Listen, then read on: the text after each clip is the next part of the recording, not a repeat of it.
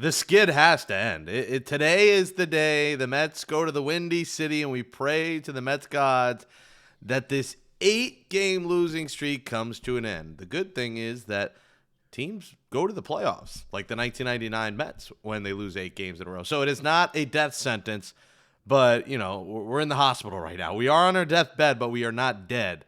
And that's why we are New York Mets fans. I'm Jake Brown. That's my buddy Mark LUINO of the Mets Up podcast. Check him out with James Shiano. Make sure you hit that thumbs up on this video. Subscribe below.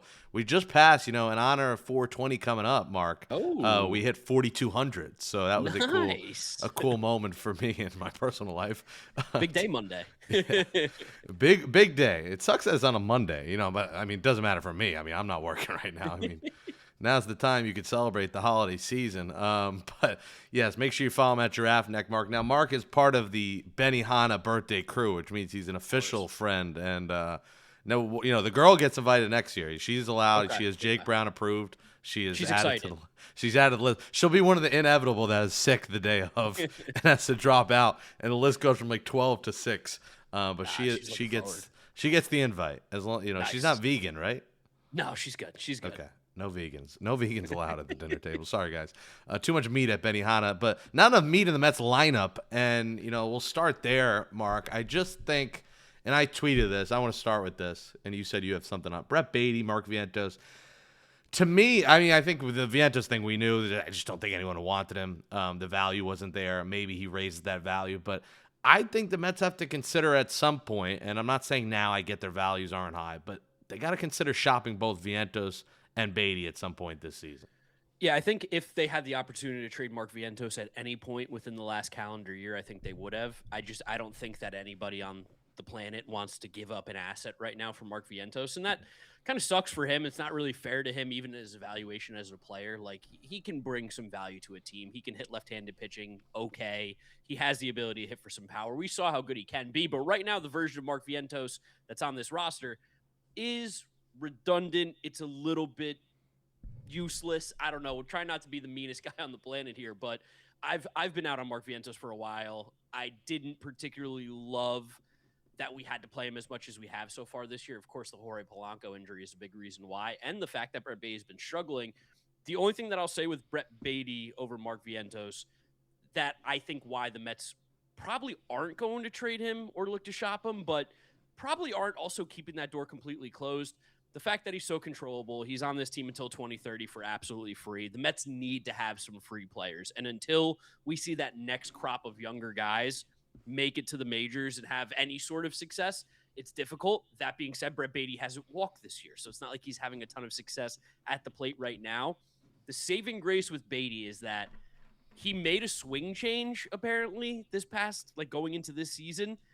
Went back to more so what his swing looked like in 2024, which don't know why he would ever do that. That was the version of Brett Baty that you and many Mets fans were like, I don't know what we're seeing out of this guy. I don't know if I can trust him.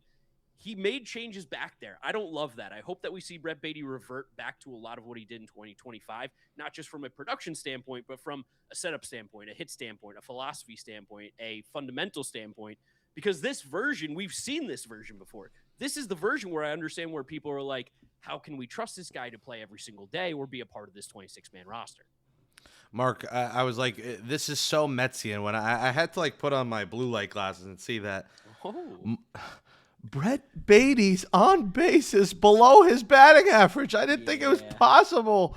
I thought that was a mistake on the stat front. I was like, do I need to put another pair of contacts on? I guess it happened because he has 0 walks, which is hard to fathom in 59 at bats to have 0 walks. I think he's tried a few times. Remember, it was 3-0 a few times, and then he took 3 strikes. So he was all in on trying to pop that walk cherry for 2026, and he just couldn't pop it. And he's just, he looks a little bit lost out there. But how about that stat, man? That doesn't anything sum up the Mets season? I've never seen an on base below an average. No, the sacrifice fly is the one that's hurting him. I think he's had a sac fly, so it drops him below what his batting average is. You also look at a lot of the underlying stuff with Baty too. He still swings the bat extremely hard, which is one of the things that we loved about him. But his pitch recognition right now is so bad, and part of the reason why is he's a little bit more closed off right now than he was last year. and something that being closed does to you at times doesn't give you a good, clean look at the pitcher. So even the pitch recognition can be something as simple as a tweak there to open up the stance a little bit more so that he can get both of his eyes on the pitcher and really track that baseball. Something that might help him. We know that Brett Baty also is, and this is like the worst thing ever because who isn't on the Mets? A historically slow starter, which we hate saying, but it is kind of the truth in the small track record that we have.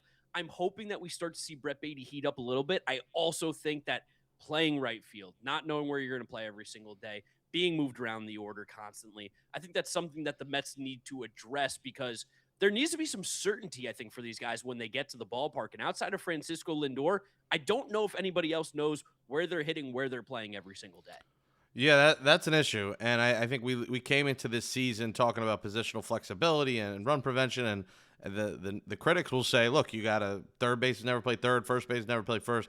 Now with Soto out, now listen, you didn't expect Soto to be out, so you have to factor in like this was unexpected, and when things happen that are unexpected, you have to do unexpected things in return, and that's why Brett Baty's played some right.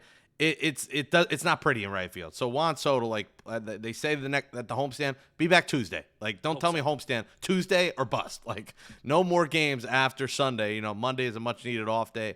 They get Soto another day of rest. But I'm curious what you think about the position because that has been a concern amongst Mets fans saying Stearns lied to us. He sold us run prevention, but no one's playing at their position. To me, I haven't seen that be like the major issue plaguing them is the lineup just is not hitting. I think the pitching's been, for the most part, pretty good, and just the lineup hasn't hit. But obviously, there have been plays here and there. Vientos could have made. Brett Baty, the game that Luke Weaver gave up, maybe, Benj in right field or someone else makes that catch. What's your thoughts on run prevention and guys playing out of position?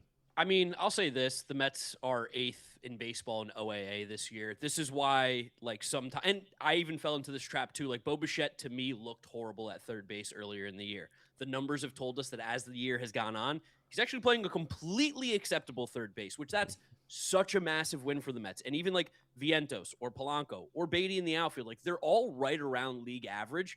So I think a lot of people, and again, myself included at times, probably misconstrued a little bit of what David Stearns is saying. I know there are people who are like, he's just saying that because they wanted to get rid of Pete Alonso. He was like historically bad defensively at first base. He was one of the worst defensive first basemen we've seen in a very long time. The scoops were elite, couldn't do anything else. Even just going from Pete Alonso defense to league average at that position, you're improving on like 9 outs above average over the season, which doesn't sound like a lot. But when you look at where the Mets are, this is why the stats matter and the eye test isn't necessarily the truth. Because to be honest, how many of us are even able to actually truthfully tell you what's going on in a game? Like, we're not scouts. We are not paid to do this. We don't know what the actual value is. It's just based off what we see from television, which doesn't even give us the best view anymore.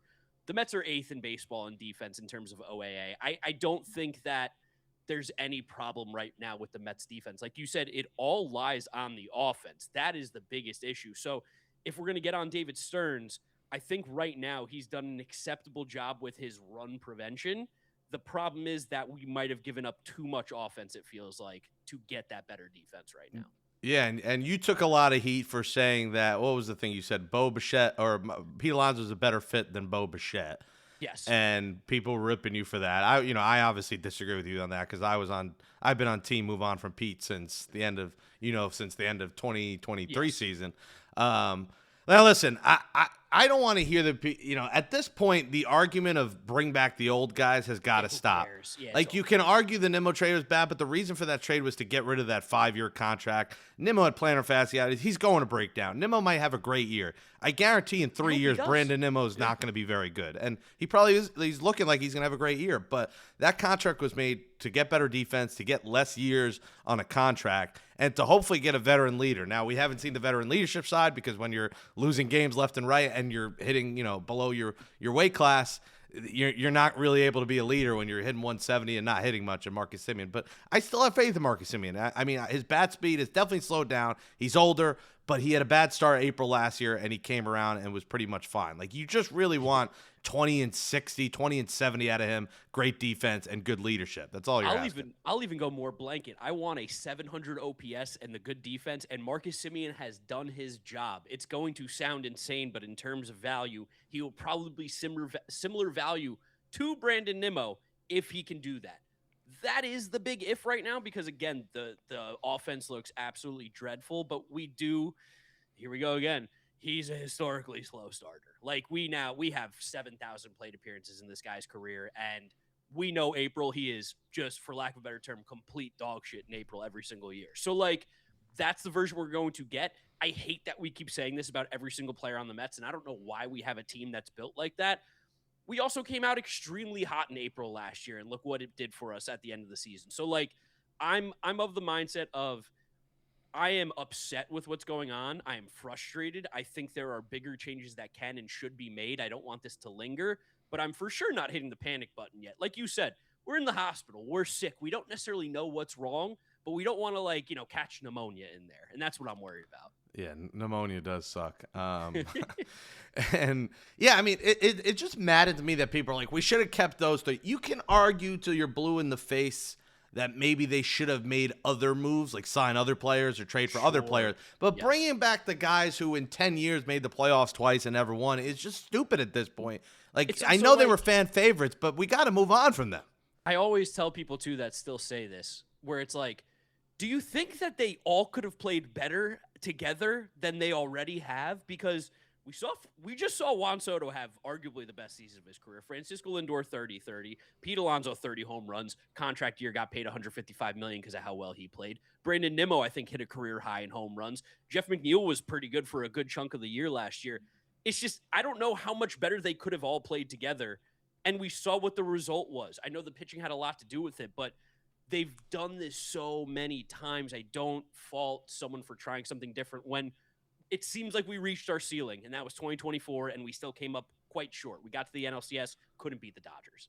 And it's just like they lost more than they won for all those years. And I get it. You don't have a squirrel, polar bear, and a smiling guy with a Jesus Rock shirt or whatever the shirt he wore. Yes. You don't have that. But guess what? You can still win without those things. This isn't the Bronx Zoo. It's not the Queens Zoo. The Mets can win without those guys.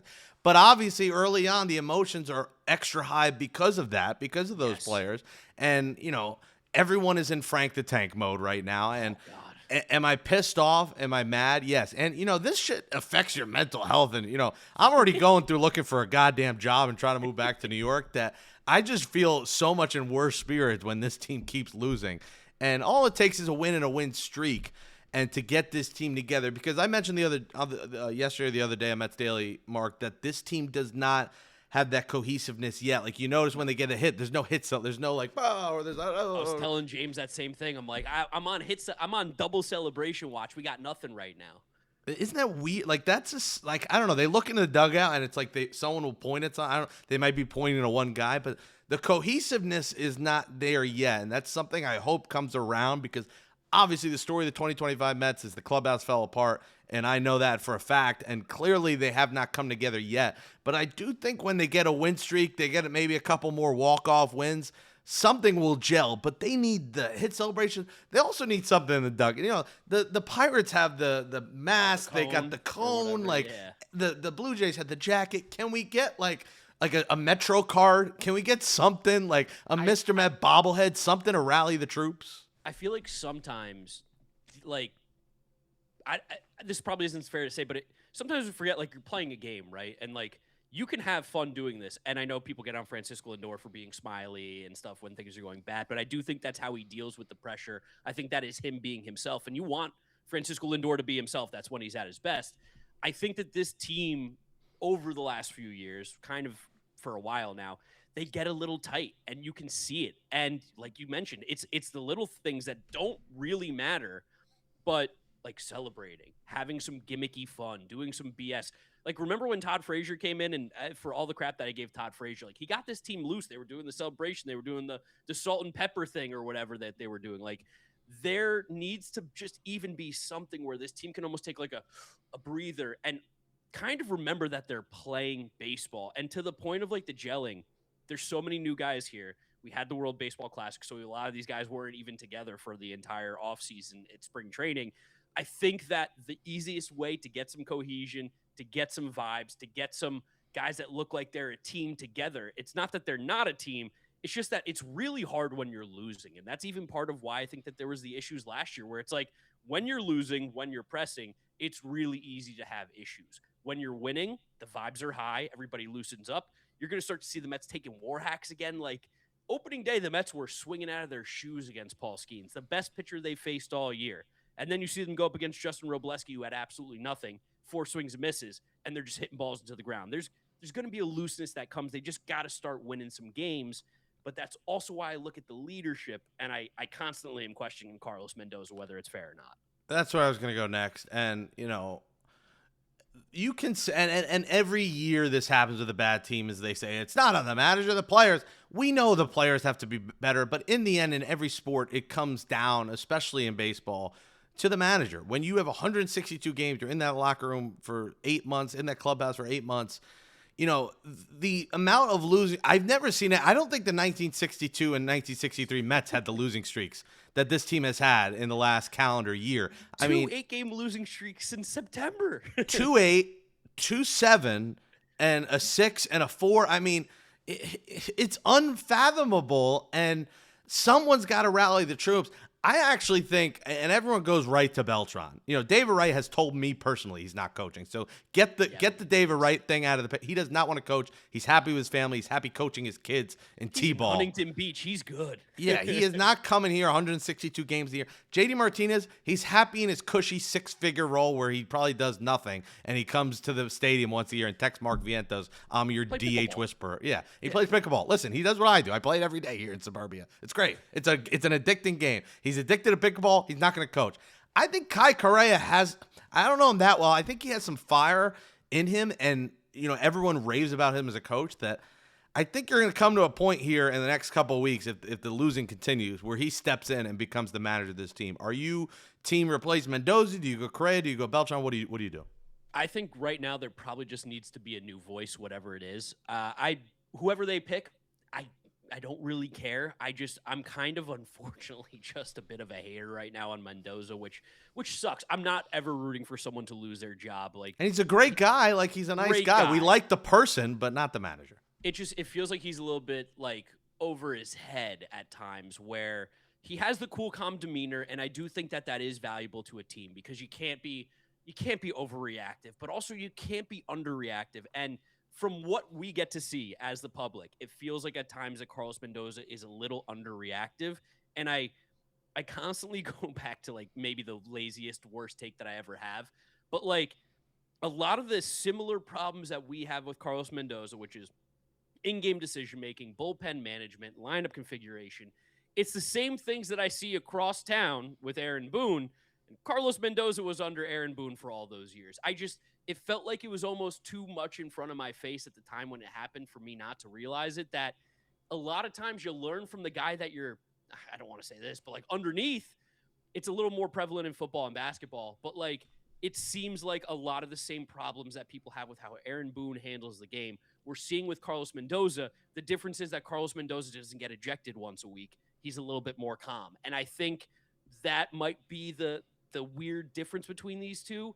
Probably also not fair, but at the same time, we've seen so much bad with Carlos Mendoza. We've seen some good, but I don't think it outweighs the bad. We fired the players this offseason. You're not going to fire them in the middle of the season.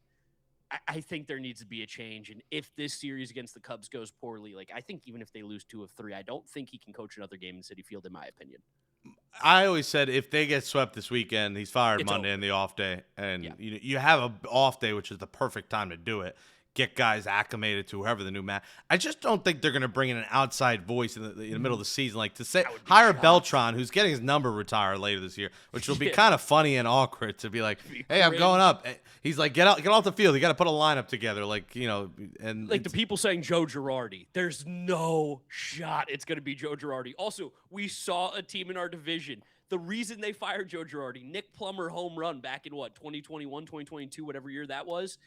He hit the home run. They fired Joe Girardi. The Phillies season and franchise has completely turned around since then. We shouldn't be taking steps backwards. We have guys that can be the manager. Kai Correa had managerial opportunities, it felt like, and he chose to come to New York.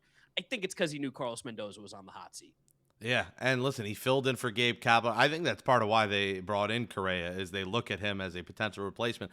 This is the issue when you bring in a lame duck manager. When you fire Yes. everyone around him, when Mendoza probably should have been fired. Now 2024 is what kept Mendoza that job after 2025. They The said, "You know what? miracle. We got to give you another chance." But what we're seeing is 2024 was a lot of Candelita, a lot of Pixie OMG dust, and JD Martinez veteran leadership. Because remember, before Iglesias got there, the team was the same where they are now, except they were 11 under 500, and it was Memorial Day. It wasn't April 17th; it was May 26th. We had a player take off his jersey on the field, throw his glove into the stands, come and like, ejected off the mound. And I think that, like, similarly, like, we got blinded by all the electric vibes of Grimace, which, whatever, Jose Iglesias, JD Martinez, like, we got kind of blinded by that great high that we felt in 2024. And now when you're looking back at it, you're like, it took a minor leaguer getting called up, a 36-year-old who became a Latin pop star, and a guy who was at the end of his career, hasn't played baseball since. It took those guys coming onto this team to feel like there was some real leadership that we lacked, and they helped turn it around, whether that was, by coincidence or not. That was the only time it felt like in Carlos Mendoza's tenure where there was actual leadership going on. There weren't any problems. It was just fun, good baseball, which I do think that's a problem. And Will Salmon is great. He does a great job. I don't think they're right in saying it's too early. If they get, I always said the magic numbers for me, if they get 10 games under 500, he's fired. Well, listen, if they get swept this weekend, what are there 8 games? I said between 8 to 10.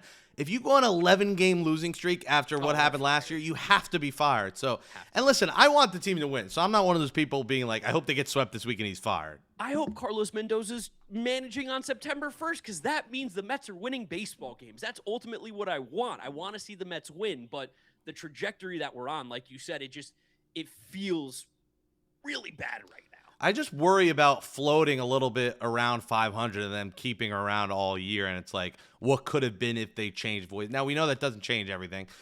I just think the lineup will come around. But, man, it's going to reach a point that if things don't shake up, you just have to shake up the shake up. And it's not always the right call, but sometimes you just need to change. And I guarantee moving on from him won't make them worse. Like, they're not going to go from 10 games under to 20 games under. And if they do, so be it at that point, right? Unless he's so beloved that the players, like, all agree for a mutiny. I think that's, like, the only way that this gets worse. And I don't even think, like, people are like, oh, players have backed him. They've said pretty generic PR statements. They haven't been like, I love Carlos. They're like, he's kept us good. It's not Carlos's fault. But really, everybody's going to say that. Think about the last player that we've heard publicly shame their manager. It was Nick Castellanos, and then he got cut from this team. It's like these players are smart. They're not going to completely dump on the guy while he still has a job. Same thing with like the Will Salmon article where it's like, oh, they're not going to fire him. It's way too early.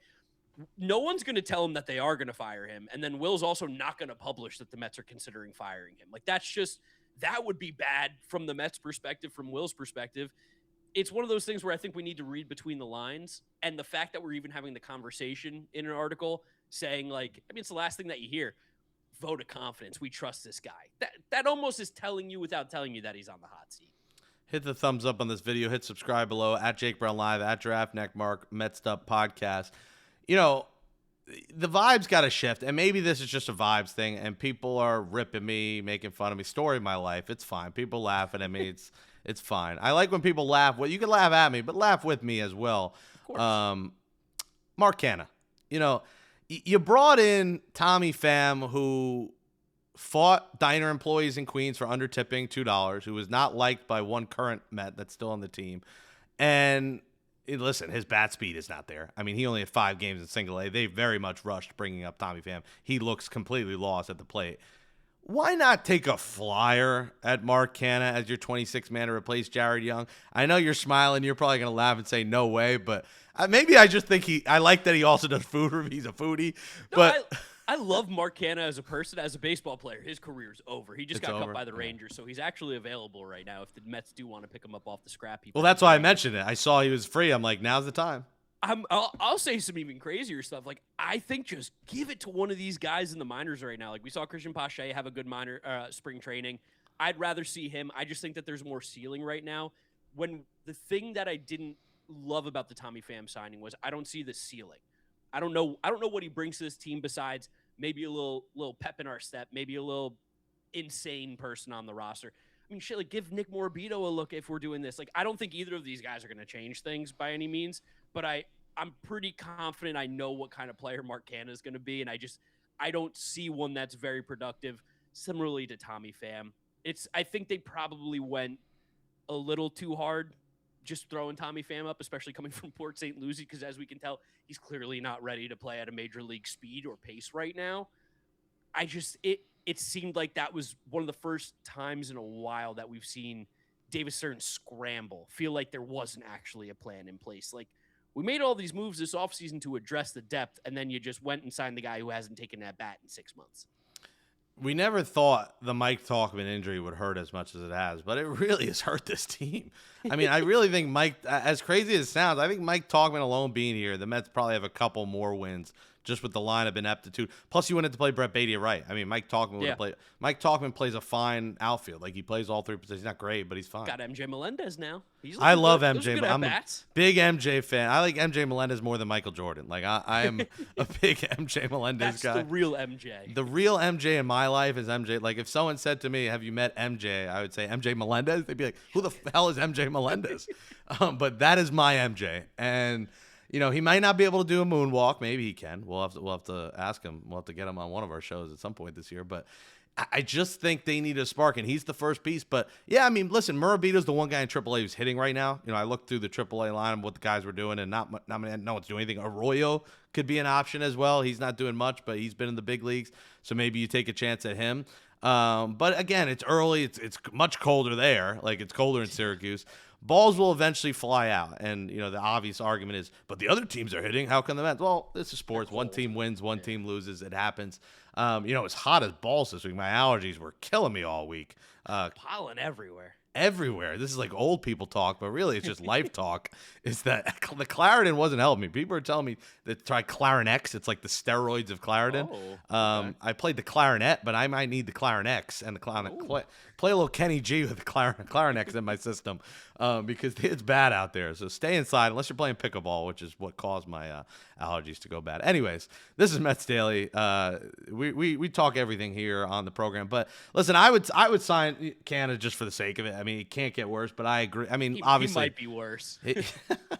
I don't think he's worse than Tommy Pham, though. I don't know. I'd replace Pham with Canha. That's fair. I think they're both probably going to do about nothing. Yeah. Well, at least I think Canha will bring more smiles in the locker room, where Pham might punch a guy, if he looks at him the wrong way. So, yeah. Well, it's not going to happen, but maybe for the vibe's sake, I want it. Like, just like if we're like, oh, bring Canalita back. JD Martinez said Canalita's not sure what he's going to do with his career. He might retire at this point. I kind of feel bad. Do you think it's over for him too? Yeah, I mean, we had a lot of data of him last year, and it's like, the 2024, he got the greatest batted ball luck in the planet, and then last year he didn't get the best luck. It wasn't that he was unlucky. He just didn't get the luck that he got in 2024, and let's just end it on a high, right? Like, let's remember Jose Iglesias as Candelita, OMG, what great vibes he was. I don't want to, see him come back and be, a 500 OPS guy, and then people are like, get him off the field. I want to keep my happy memories. I love that he always will still comment on IG with just OMG. Like, the amount of self-plugs he gets from just commenting OMG on anybody's Instagram or in a text with JD is just hilarious. The vibes are a little bit better on the off day. The Mets won the off day because they traded Dickie Lovelady. Although he will end up being Mariano Rivera, or he'll be Mike Stanton as a lefty with the Nationals, right? I mean, you stay within the division. We're gonna have to see him. I'm sure there's gonna be an 8th or 9th inning where he shuts us down, and we're like, you got to be kidding me. You know what? I feel bad for Dickie Lovelady. It wasn't even his fault. Like, they just kept calling his number, kept throwing him out there in situations that made absolutely no sense. Kind of goes back to the stuff that Ottavino said, what was it, this offseason, where he said Carlos Mendoza doesn't know how to handle a bullpen. It's kind of what I feel bad for Dickie Lovelady because of that. I mean, how right does Adam Ottavino look with everything he said about Carlos Mendoza? Because he's not wrong in terms of, the bullpen one. I just think in general, in terms of vibes and getting the guys going too, but this bullpen management has been bad.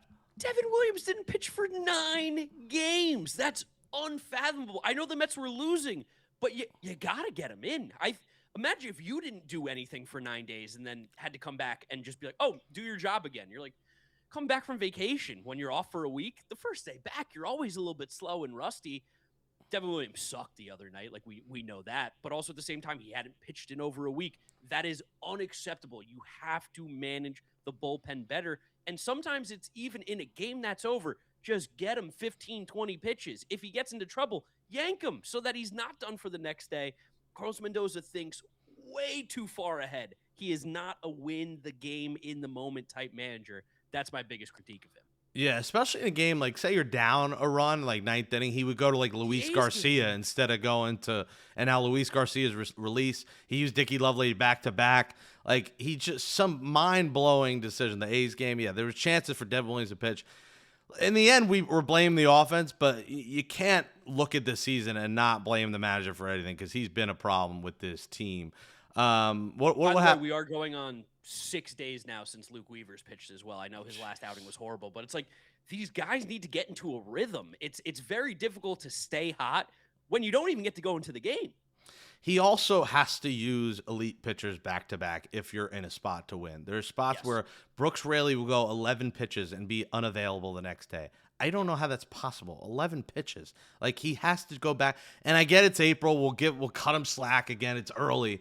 But, like, when May comes around, I got to see guys go back-to-back. And if they're not unavailable back-to-back, then why are they on this team? Like, you need your elite pitchers to go because you can't keep going to the back-end guys. And you're seeing even Tobias Myers start to struggle a little bit now.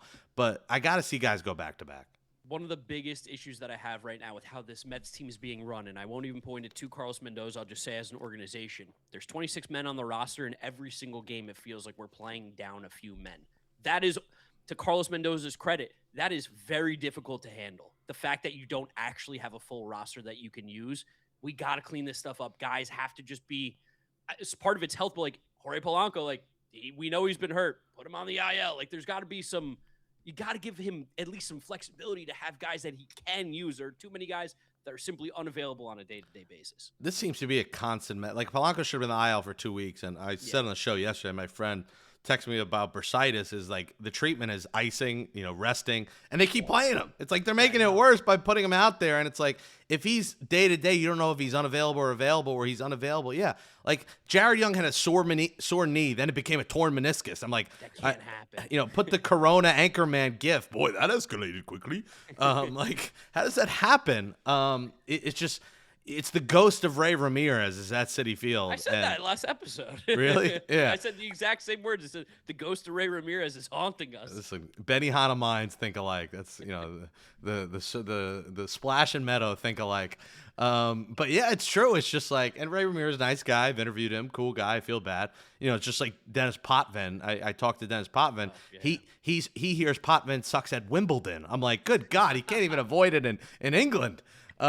So you feel bad for certain guys, but at some point you can't be a 26-man roster that's really a 23-man roster. Like, you got to play fully healthy because when you go to those bench bats, like there was a time their last bat a couple weeks ago at work with Luis Torrens with that 2-run single. He was the last bat. If Alvarez or Torrens were to get hurt, is Clay Holmes catching? Like, I didn't know who was going to come in and catch.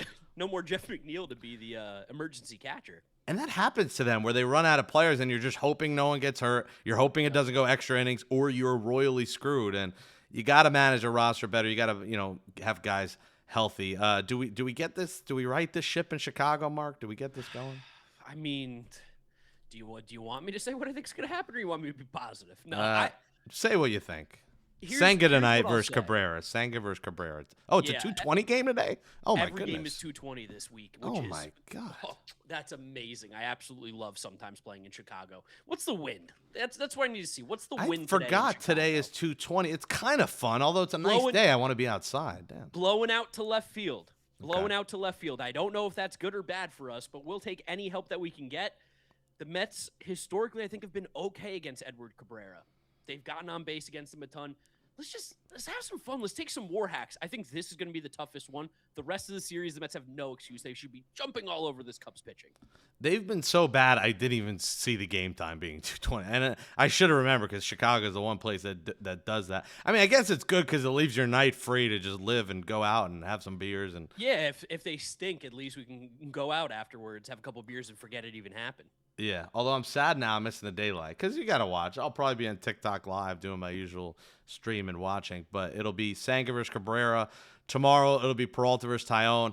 And listen, I think Sunday is the final chance for DP in this rotation. Peterson versus Assad. I think they should have already moved him to the bullpen, Mark, but I think Sunday might be his swan song, right? The problem is you move him to the bullpen. I'm not necessarily sure who goes. I mean, like Tobias Myers could be that guy to go into the rotation, but then we have 3 lefties in the bullpen. This is the whole Sean Manaea problem. But I think Manaea's been fine. Why not move Manaea back and make him an opener for 3 to 4 innings and then go to Meyer? Manaea has been fine so far. He's getting a lot of heat because of the velocity, and I get it. He's not the same pitcher, but he has not been bad for the Mets so far. He hasn't been bad in terms of ERA, but in terms of his last appearance was actually pretty good. I will give him that. Like, he seemed acceptable. But when you look at the stuff, it's like he's just consistently got some of the worst metrics in baseball, especially coming out of the bullpen. And part of the problem last year, we know, was he couldn't get to the 5th inning. So I do like the idea of him being more an opener one time through the lineup. I just don't know, like, if it goes wrong. That's the problem with Manaea right now. The best case scenario is he gets through 3 clean innings to start the game. The worst case scenario, you're like, oh shit, our long guy now is completely effed us for the rest of the game and series. I think it's Eminem, man. It's Manaea and Myers. I think that's the duo you go with and have Peterson be kind of the backup. But Peterson can't keep being this, because by the 2nd inning, when you're down 4 or 5-0, with the way this offense is going, you're finished. It's over. Game over. It seems like he needs like an extra 25 to 30 pitches to get warm, because after the horrible starts in both of his last 2, he settled in after that. So it's like, can we get to that settle-in point a little bit earlier? Because you got to keep us in the game a little bit better than he's done right now. Or go Manaea, Peterson back-to-back. Like, just start a game. Don't have Peterson start the game, because sometimes that makes a difference. Routine, lineup, adjusting. Like, I think Manaea Myers is great because the lefty-righty duo. Kind of switch up the lineup. Obviously, you'll start a guy. If you're lefty starting, you have a lot of righties. Then throw the righty in there. Like, I don't know. I think that duo could work, but I just don't think the leash should be much longer. And he is one bad start away, and if it happens Sunday, it's time. You're not going to cut him. You're not trading him, but it's time to move him into a lower leverage bullpen role. Let's get this thing going. End the losing streak, boys. Come on. We got to get right. Let the viewers know. You got a lot going on. Let the viewers, you got the wind up. Let everyone know where to find you and where to watch. So much. I mean, first, come check me out, Draftneck Mark. Help me get that bread. But also check out the wind-up, check out Mets stuff. I think that's pretty much all the stuff that I'm going to plug in terms of baseball. Well, don't you have like a hip-hop? Not hip-hop, but you have some entertainment thing going on, Yeah, too? I got my media network going on right now, ITK Media. We got a couple football channels, a hip-hop rap channel. So when those start getting a little bit bigger, I'll start plugging those, too. All right. We're growing. We're growing. We're growing.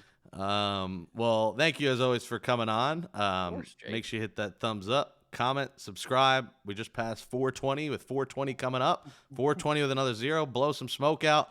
And Mets need some of that. Mets need some smoke up their ass right now. Let's go. Wake up, offense. Wake up. Lay down a fucking bunt for once. My God, Jake Bunt Brown is begging you. You hate the bunt. I love the bunt.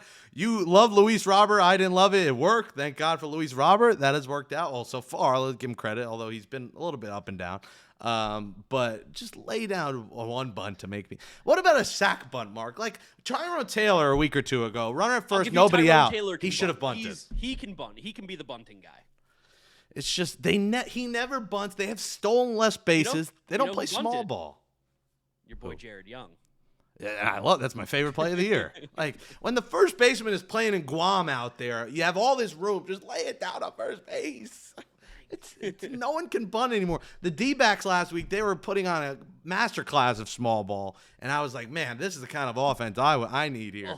And we saw it opening day. The Jorge Blanco's swinging hit, the walks. Opening day was like an aberration, and Mets they haven't need to done hit it home runs. Mets need to hit the long ball. Bunt, That's it. Mix in a couple bunts. Give me a bunt a game. It'll make my heartburn go away. Listen, when it works, it's a beautiful thing when it works. When you have a bunt Did you hear single. what you said? When it works. You know what always works? Home runs. Even a sack bunt. Like, if you have first and third, one out, and you got Brett Baty up, the guy can't hit a lick right now. His average is below his on base. Lay down a bunt, bring the run home. 1-1 game, bang, bunt. 2-1, bang, Mets win. That's simple. Mark Vientos can bunt, too. That's the other guy I'll give the bunt sign to. The problem is the time he gets to first base, I would have got through a whole bag of Twinkies. Like, he's triple play him. He is the slowest man in baseball. Anyways, lay a bunt, win a game, and we'll talk to you Monday, Mets Daily. Thanks for watching, everybody. Let's go, Mets.